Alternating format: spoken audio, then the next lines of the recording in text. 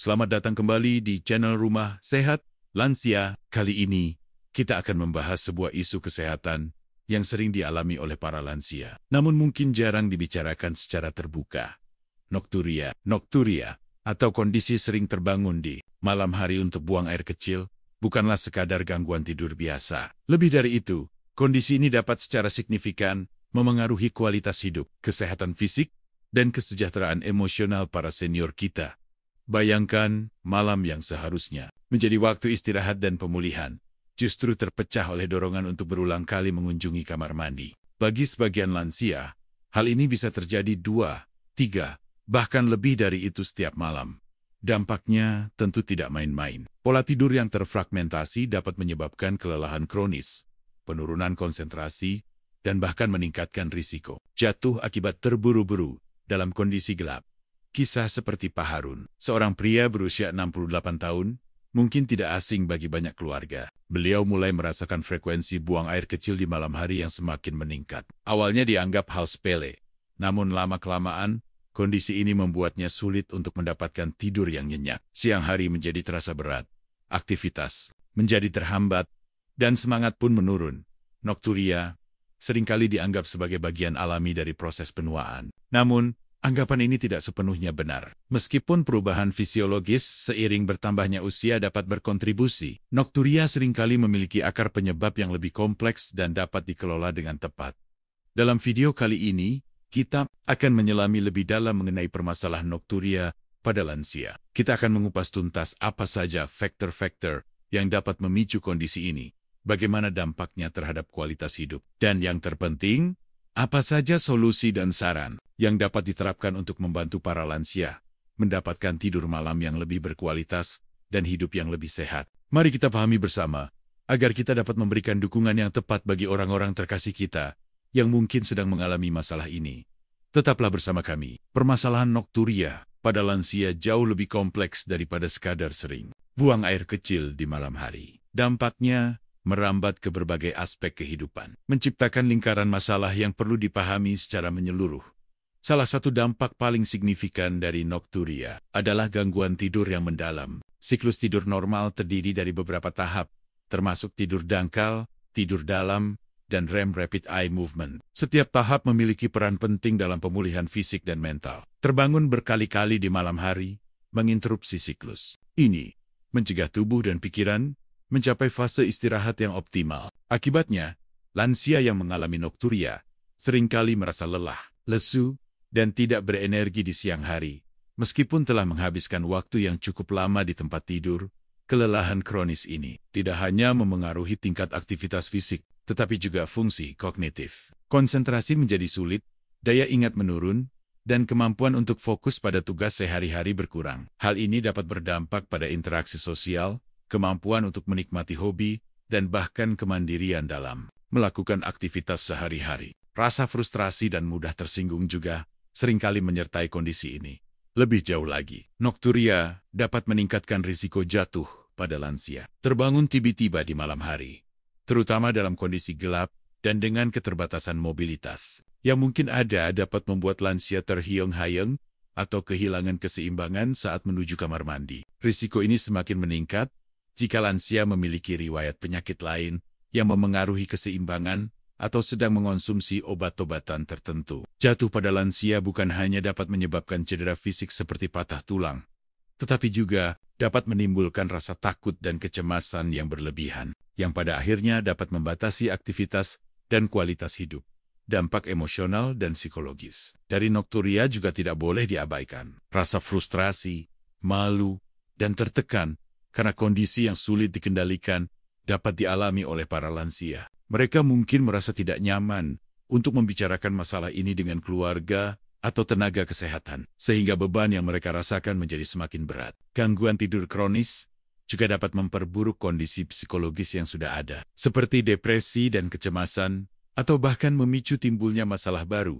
Selain dampak langsung pada individu, nokturia juga dapat memengaruhi kualitas hidup secara kemampuan untuk berpartisipasi dalam kegiatan sosial dan rekreasi menjadi terbatas karena rasa lelah dan kebutuhan untuk selalu dekat dengan kamar mandi. Perjalanan jauh atau kegiatan yang berlangsung lama di luar rumah menjadi terasa hilangnya kemandirian dan keterbatasan dalam melakukan aktivitas yang dulunya mudah dilakukan dapat menurunkan rasa percaya diri dan harga diri lansia.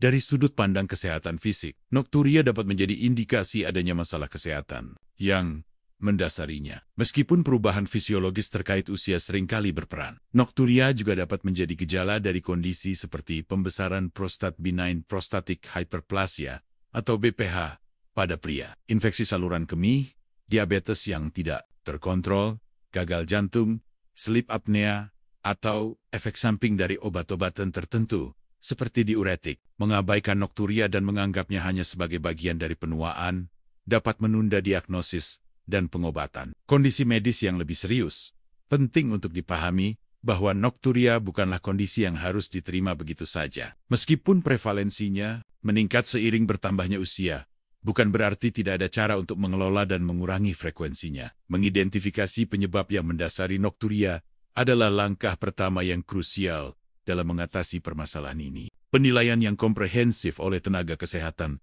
termasuk riwayat kesehatan, pemeriksaan fisik, dan mungkin pemeriksaan penunjang seperti analisis urin atau catatan harian berkemih, sangat diperlukan untuk menentukan penyebab dan rencana penanganan yang tepat.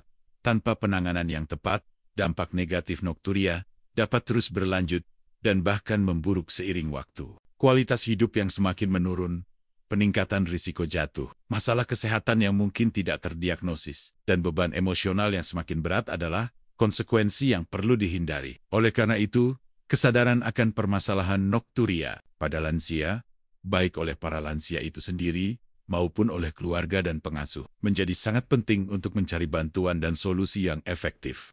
Untuk memahami nokturia pada lansia secara lebih mendalam, penting untuk mengupas tuntas berbagai faktor yang dapat berkontribusi terhadap kondisi ini. Seperti yang telah disebutkan sebelumnya, anggapan bahwa nokturia hanyalah bagian tak terhindarkan dari penuaan adalah penyederhanaan yang kurang tepat. Meskipun perubahan fisiologis terkait usia memainkan peran, seringkali terdapat kombinasi dari berbagai faktor yang saling berinteraksi.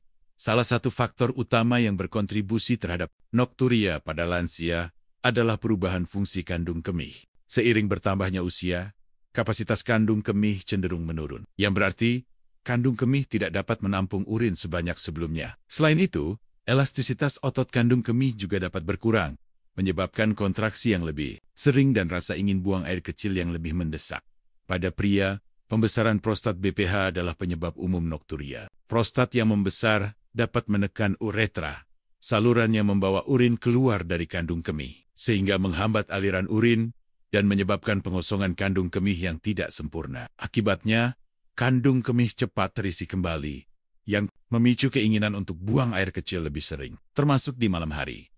Perubahan dalam produksi hormon antidiuretik ADH juga berperan penting. ADH adalah hormon yang membantu tubuh mengatur keseimbangan cairan dan mengurangi produksi urin di malam hari. Seiring bertambahnya usia, produksi dan respons tubuh terhadap ADH dapat menurun, sehingga produksi urin di malam hari tidak berkurang sebanyak seharusnya.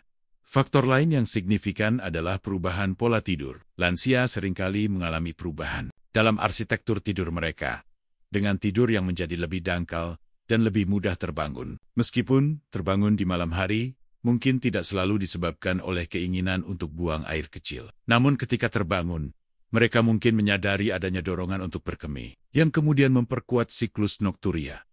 Kondisi kesehatan medis yang mendasari juga merupakan penyebab penting nokturia pada lansia. Beberapa kondisi yang sering dikaitkan dengan nokturia meliputi diabetes mellitus, kadar gula darah yang tinggi, dapat menyebabkan peningkatan produksi urin poliuria, yang pada akhirnya dapat berlanjut menjadi nokturia. Gagal jantung kongestif.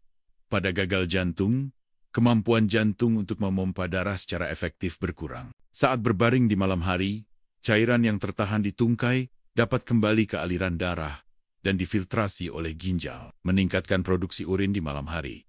Sleep apnea, gangguan tidur yang ditandai dengan henti napas berulang kali selama tidur dapat memengaruhi produksi hormon dan keseimbangan cairan tubuh, yang berpotensi menyebabkan nokturia.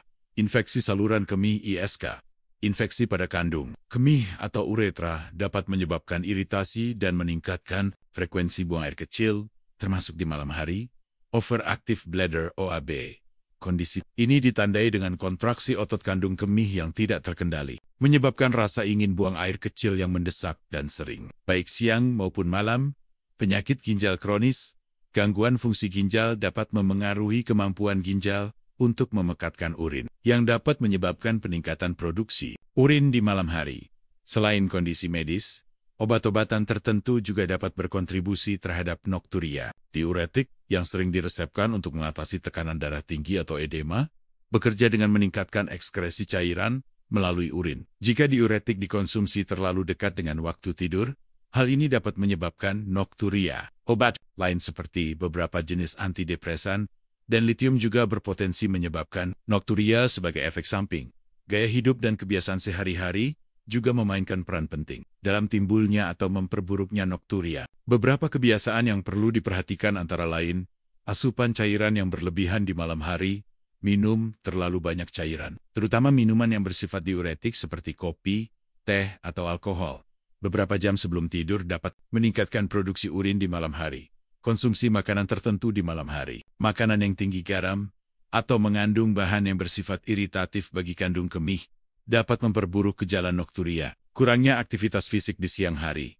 Aktivitas fisik yang cukup di siang hari dapat membantu mengatur keseimbangan cairan tubuh dan mengurangi retensi cairan di malam hari. Stres dan kecemasan. Tingkat stres dan kecemasan yang tinggi dapat memengaruhi pola tidur dan meningkatkan frekuensi buang air kecil. Paparan cahaya biru dari layar elektronik sebelum tidur. Cahaya biru dapat menekan produksi melatonin, hormon yang mengatur tidur, sehingga dapat mengganggu pola tidur dan secara tidak langsung memengaruhi nokturia. Memahami berbagai faktor yang dapat menyebabkan nokturia pada lansia adalah langkah penting dalam mengidentifikasi penyebab spesifik pada setiap individu dan merencanakan strategi penanganan yang efektif. Penilaian yang menyeluruh oleh tenaga kesehatan akan melibatkan penggalian riwayat kesehatan, pemeriksaan fisik, dan mungkin beberapa pemeriksaan penunjang untuk mengidentifikasi faktor-faktor yang paling relevan dalam kasus masing-masing. Mengatasi nokturia pada lansia memerlukan pendekatan yang komprehensif dan seringkali melibatkan kombinasi dari perubahan gaya hidup, penyesuaian pengobatan, dan penanganan kondisi medis yang mendasari. Berikut adalah beberapa solusi dan saran yang dapat diterapkan. Perubahan gaya hidup, manajemen asupan cairan. Salah satu langkah pertama yang penting adalah mengatur asupan cairan, terutama menjelang malam hari. Disarankan untuk membatasi konsumsi cairan sekitar 2-3 jam sebelum waktu. Hindari minuman yang bersifat diuretik seperti kopi, teh, dan alkohol di sore dan malam hari. Namun, penting untuk tetap memastikan asupan cairan yang cukup di siang hari untuk mencegah dehidrasi.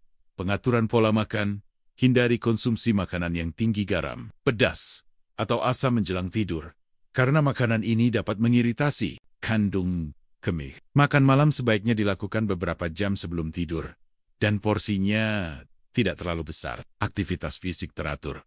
Melakukan aktivitas fisik ringan hingga sedang secara teratur di siang hari dapat membantu meningkatkan kualitas tidur dan mengurangi retensi cairan di malam hari. Hindari olahraga berat menjelang tidur. Pengaturan jadwal obat.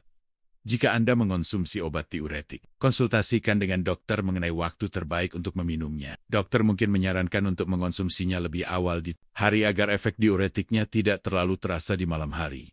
Menciptakan lingkungan tidur yang kondusif.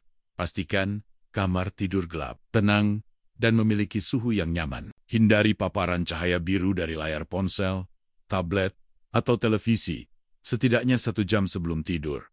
Teknik relaksasi. Latih teknik relaksasi seperti meditasi ringan, latihan pernapasan dalam, atau mendengarkan musik yang menenangkan sebelum tidur untuk mengurangi stres dan kecemasan yang dapat memengaruhi pola tidur. Catatan harian berkemih, mencatat frekuensi dan volume buang air kecil, baik siang maupun malam, selama beberapa hari, dapat membantu mengidentifikasi pola dan memicu pemicu nokturia. Informasi ini juga akan berguna bagi dokter dalam mengevaluasi kondisi Anda. Elevasi kaki di sore hari. Jika Anda mengalami pembengkakan kaki di sore hari, cobalah untuk meninggikan kaki selama beberapa waktu. Ini dapat membantu memobilisasi cairan kembali ke aliran darah dan diekskresikan oleh ginjal di siang hari, sehingga mengurangi produksi urin di malam hari. Penyesuaian pengobatan dan penanganan kondisi medis, konsultasi dengan dokter. Langkah terpenting adalah berkonsultasi dengan dokter Untuk mengidentifikasi penyebab pasti nokturia, dokter akan melakukan pemeriksaan dan mungkin merekomendasikan pemeriksaan penunjang, pengobatan kondisi mendasar, jika nokturia disebabkan oleh kondisi medis seperti BPH, diabetes, gagal jantung, atau sleep apnea. Pengobatan yang tepat untuk kondisi tersebut dapat membantu mengurangi gejala nokturia. Misalnya, obat-obatan untuk mengecilkan prostat atau mengontrol kadar gula darah. Obat untuk nokturia. Dalam beberapa kasus, dokter mungkin meresepkan obat-obatan khusus untuk mengatasi nokturia, seperti desmopresin, yang membantu mengurangi produksi urin di malam hari. Namun, penggunaan obat ini perlu diawasi oleh dokter karena berpotensi menimbulkan efek samping. Terapi untuk overactive bladder OAB. Jika nokturia disebabkan oleh OAB, dokter mungkin merekomendasikan terapi perilaku seperti latihan, menahan kencing dan modifikasi asupan cairan, atau obat-obatan untuk mengurangi kontraksi kandung kemih yang tidak terkendali. Penggunaan alat bantu, jika terbangun di malam hari, seringkali disertai dengan risiko jatuh. Pertimbangkan untuk menggunakan lampu tidur, pegangan di kamar mandi, atau alat bantu jalan jika diperlukan. Saran tambahan untuk keluarga dan pengasuh, dukungan dan pemahaman. Berikan dukungan emosional dan pemahaman kepada lansia yang mengalami nokturia. Dengarkan keluhan mereka dan bantu mereka mencari solusi. Menciptakan lingkungan yang aman.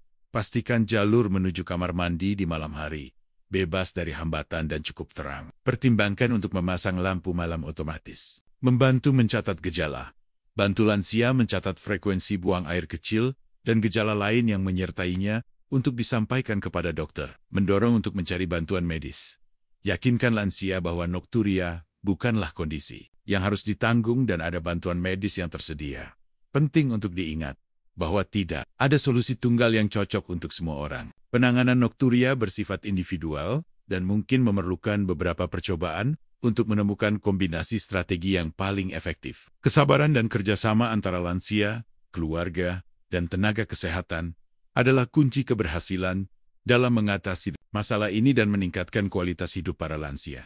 Setelah memahami berbagai aspek nokturia pada lansia, mulai dari dampaknya yang signifikan hingga beragam faktor penyebab dan potensi solusinya, menjadi jelas bahwa kondisi ini memerlukan perhatian yang serius. Nokturia bukanlah sekadar gangguan kecil dalam rutinitas malam, melainkan sebuah isu kesehatan yang dapat merusak kualitas hidup secara menyeluruh.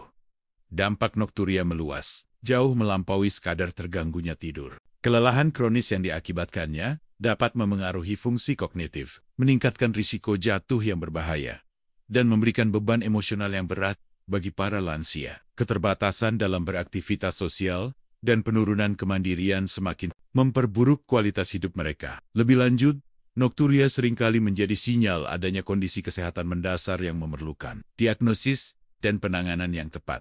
Pembahasan mengenai berbagai faktor penyebab nokturia menegaskan bahwa kondisi ini bersifat multifaktorial. Perubahan fisiologis seiring bertambahnya usia, masalah pada kandung kemih dan prostat, perubahan produksi hormon, kondisi medis yang mendasari seperti diabetes dan gagal jantung, efek samping obat-obatan, serta gaya hidup dan kebiasaan sehari-hari. Semuanya dapat berkontribusi terhadap timbulnya nokturia. Pemahaman yang mendalam mengenai faktor-faktor ini menjadi landasan penting untuk merancang strategi penanganan yang efektif.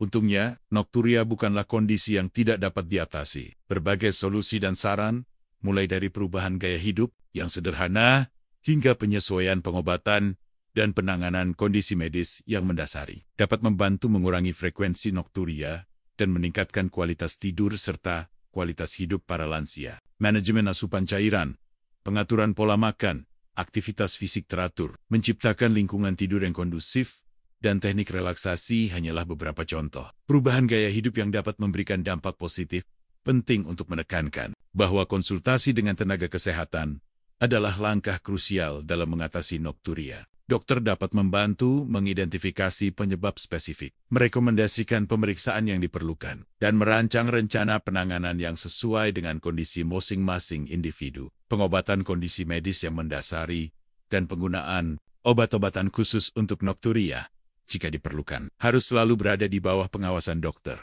Peran keluarga dan pengasuh juga sangat penting dalam mendukung lansia yang mengalami memberikan dukungan emosional, menciptakan lingkungan yang aman, membantu mencatat gejala, dan mendorong untuk mencari bantuan medis adalah tindakan-tindakan yang sangat berarti.